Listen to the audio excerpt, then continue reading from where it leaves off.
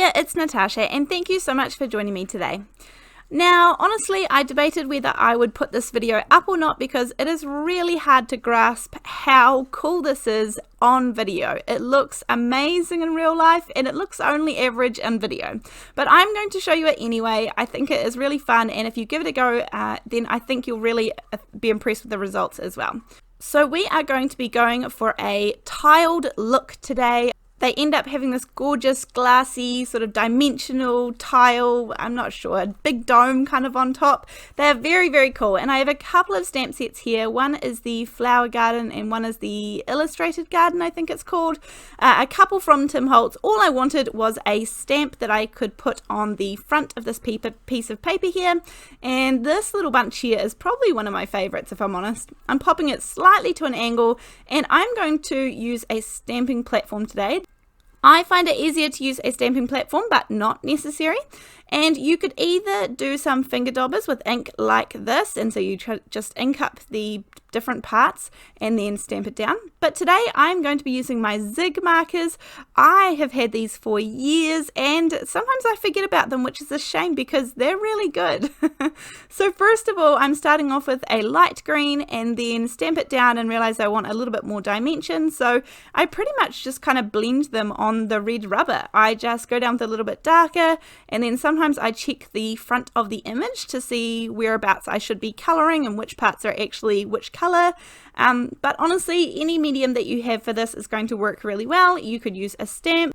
And I honestly don't even see why you couldn't use just a die for this, and you would just die cut out whatever, and you could either color it or do it out of pattern paper and then glue it down onto another piece of paper and create the tiles that way. I don't see why that couldn't be done either. But I am just really enjoying creating this image here. This does it's not a bright sort of in your face image. And as I say with kind of all of my cards and creations, you can kind of choose what look you're going for, whether you do want bright and colourful, whether you want to go more distressed and vintagey, or whatever is sort of up your alley, then go for gold.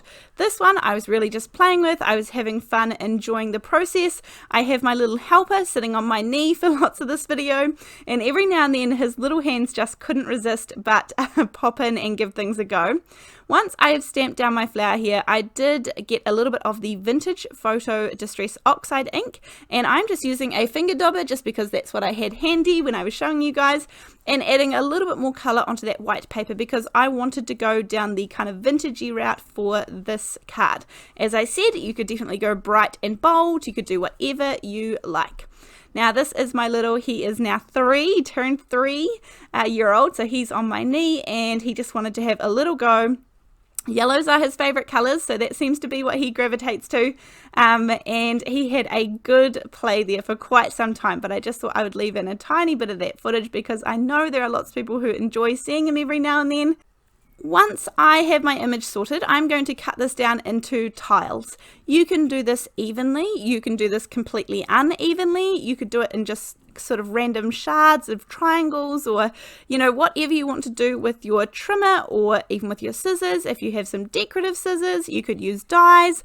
So many different options. There is no one way to do this technique, but it is a really fun technique, and I must admit this is one that it's not super quick, mainly because of the embossing, but the rest of it does go really quick, and you can definitely tailor this to suit who you are giving the card to as well. And that's what I was doing today. Now here's where we create the tiles. So I'm using some VersaMark sticky embossing ink, and I have some clear embossing powder, and I also have that really big container of ultra thick embossing powder. Now for the first layer, just because this is what I prefer, I am going to use the normal embossing powder. I always buy the ultra fine ones because that does the nice detailed images really well as solid images.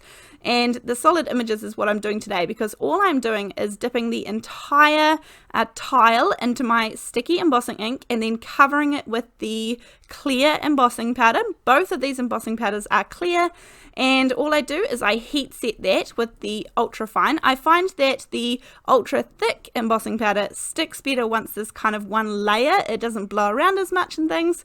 Then this is where I'm going to keep going. So basically you want to do a fair few layers of each for each tile. So here You do have to work a little bit quick, but you are able to heat the embossing powder and then quickly dip it back into the jar, and that, because it has not set yet and it is not dry, the wet embossing powder will pick up a new layer of embossing powder and you'll just be able to keep going from there. So that is what I was able to do, and this ends up with a really thick layer, and it kind of domes right up and you have to kind of leave it to dry, and these become these kind of thick glass-like domes.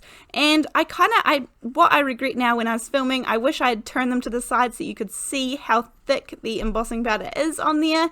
And as I said, that is great if you have a container of the ultra thick embossing powder. I think lots of people have them. If you've been crafting for a decent amount of time, then they were very popular a few years ago probably now. But it is good to be able to kind of keep using it up because it is sitting there in my stash. Now here I've just taken a blue background piece of paper, and I really like I wanted to kind of go for a deckled edge, I guess, sort of a rough, ripped but kind of tidy edge, I guess.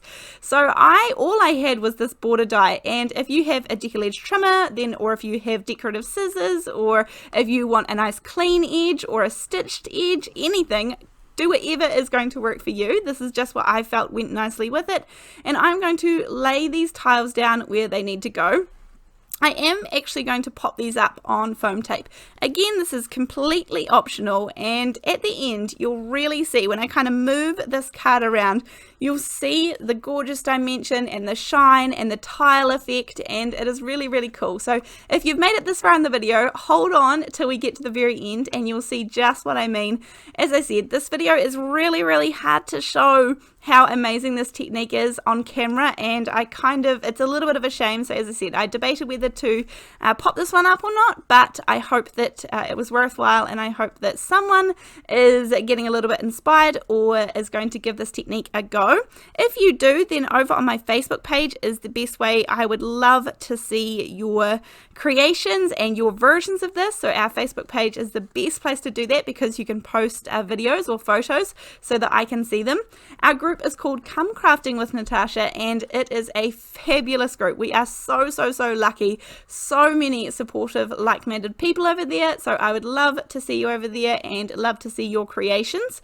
I will also pop a link to it down in the description box below, and that way you can just click on it and it will take you straight through to it.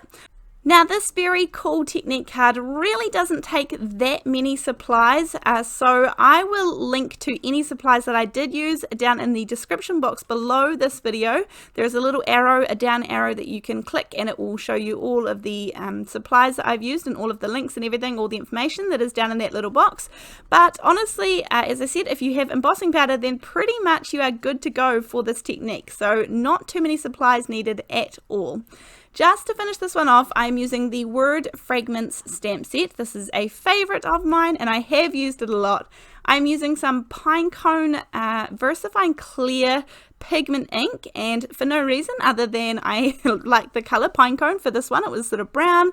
Then I started cutting this with my scissors and realized I should probably do the same edge as I had used around the outside of the tiles.